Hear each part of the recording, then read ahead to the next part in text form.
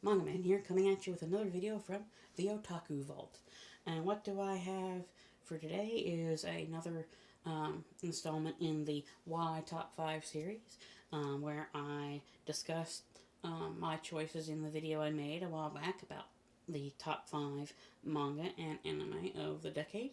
And I've been way behind on this series again, and because I'm just trying to figure out things to fit along to go with uh, this series, and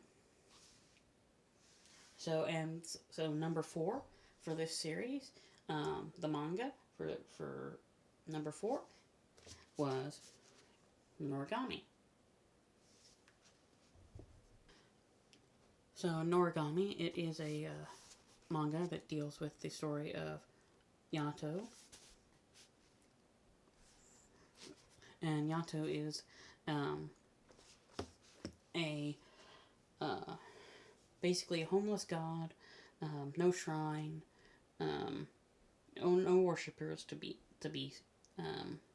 seen, and he goes around basically for a price, dealing with people's problems, slaying shadows or demons or of the sort, and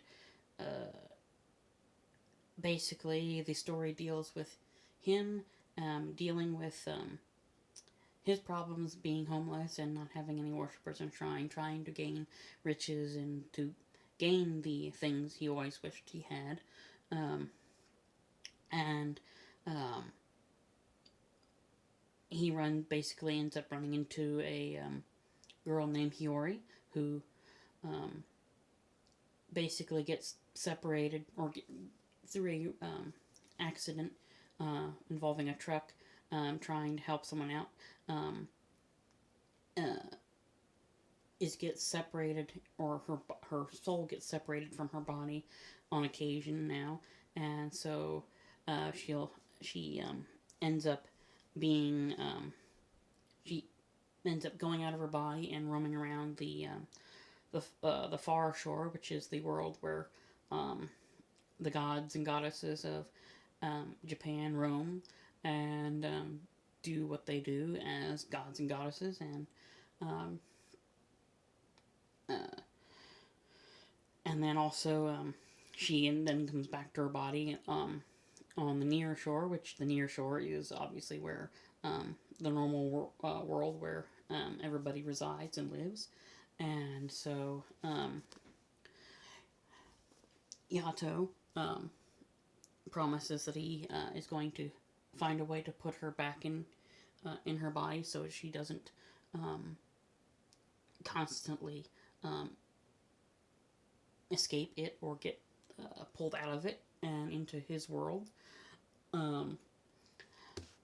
And so, yeah, it's a really great. It's just wonderful. I really love the art. But what I really like about it is just the in-depth, like, woven story of the lore of all the gods and goddesses of Japan, which in this story basically, as in with most stories about such stuff, in Japan basically there's the belief that most everything in the world, if someone worships it or prays to whatever, a god of that thing or thought or idea, or that object will be born. So that's why the phrase of like I guess I think it was like 8 million gods of Japan came about with that. It goes, you see all the different, you see many different gods and all that talked about and that Yato interacts with, and Hiyori meets and gets to talk to and becomes friends with, or and all that. But but it's just it's a really deep story, and you find out why Yato is the way he is, and the mystery of why he even exists, because his existence itself is technically a mystery, considering the lore that once a god or goddess doesn't have any followers and doesn't have a shrine, especially if they don't have a shrine, um, uh, and they aren't remembered or heard about, they aren't supposed to exist. They're supposed to disappear. So there's the mystery of why. You have to figure out why Yato exists, why he's a part of the realm of the gods and goddesses, why he's a part of the spirit world. One of the other really interesting things about the series is the weapons that the gods and goddesses use to fight demons and such, and to protect the world, which is the Shinki, which sometimes translates to regalia, which that is basically, it means basically a divine weapon, or an instrument. So, and basically what happens is a god will name a spirit they see, or a pure, clean spirit they see, and name it, and it will become their divine weapon. So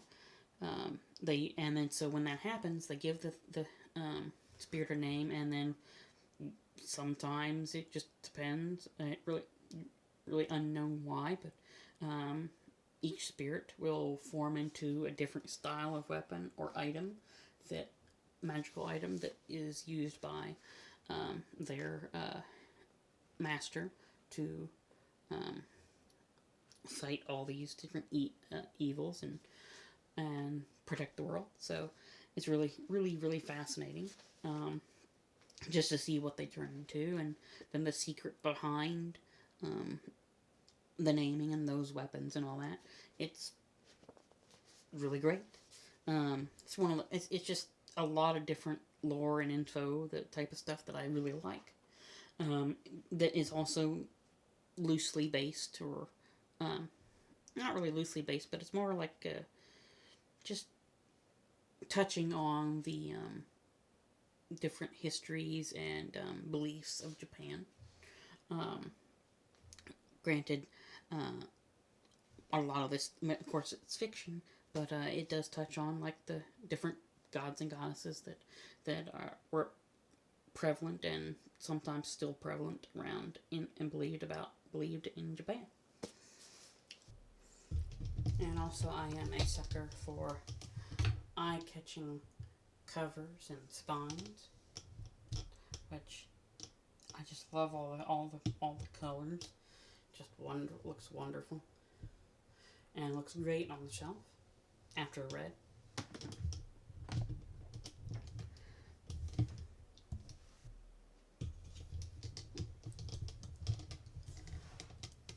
And I really do like the unique and, again, colorful, stylized covers. Just wonderful, beautiful artwork.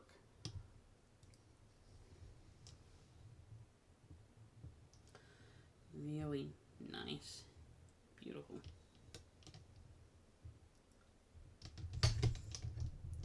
Definitely one of my favorite things. I could probably just, after reading, I could probably just sit and look at each cover, just stare at it, and just see all the little intricacies and color. Just wonderful. Of course, there's also, besides the main series, there's a shorts volume. But I know there's only, as far as I know, there's only one. It deals with just side stories that are just not really too integral to the plot of the main story, but are really fun to read. And I do believe the anime did, I guess, mainly for, I guess, filler, did animate some of these stories, or at least one that I remember, put it in at least an episode of the anime. And and speaking of that, I do have both seasons of the anime. I've watched it a couple times. I really do like the anime as well. The intros are really great. The intro music is really great, and even the endings. But yeah, I'll probably do a review of both seasons as well. Possibly I might do a more in-depth review of the actual manga series once I get through more of it. I got volume 21 coming. Maybe when it's finally over, I'll maybe do a full retrospective on the whole thing. So I might possibly in the future review the anime. The anime does have a few differences to the manga. Not too many. I think there is one arc in the anime there is one arc in the anime that is anime exclusive, so that's not in the manga. So there's that I can talk about then. But this has been why I think Noragami is number 4 on my list of top 5 manga of the decade, because it was one of those manga that I know I believe I bought the first 4 and starting out, and once I blew through the first 4, just read right through all of it.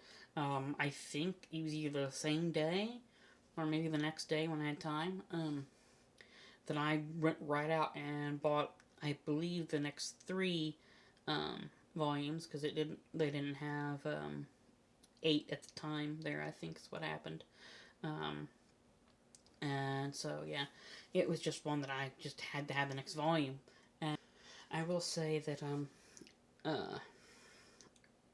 volume 18 was is really, I mean, like, the story really gets to you laid in, and there was a cliffhanger at the end of volume 18, and which did get to me, and it was, I mean, as I said, I went through volume after volume, and when I got to 18, and it took, I think it was like a year and a half before year and a half, or 2, before volume 19 came out, because the mangaka that was involved in making it went into the hospital for some kind of thing, like a water on the brain type thing. I don't remember what it was, but they were in the hospital for a while, and the manga got put on hold for quite a while, and it was so insane that something like that happened, and had such a break, and finally it's continuing, and glad to see that especially glad to see that the mangaka is doing well, and they're back to doing what they're doing on Origami, which is just a wonderful, beautiful story. Amazing. So that is why I considered it number 4 on my list of top 5 manga of the decade. I hope you liked this video. Like, comment, and subscribe, and hit that bell for notifications, and I'll see you in the next video. Thanks for watching.